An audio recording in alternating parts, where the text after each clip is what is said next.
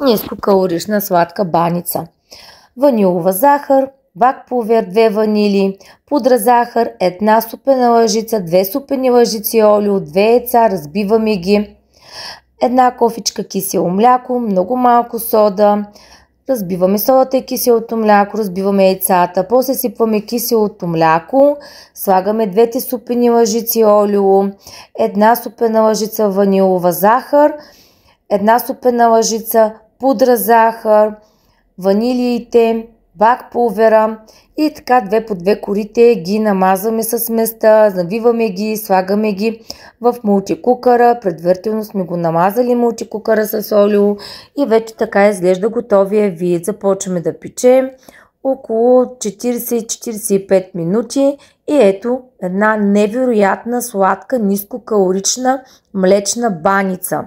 Тук вече разрязваме и бон апетит! Наистина да ви пожелая да я направите, защото е прекрасна.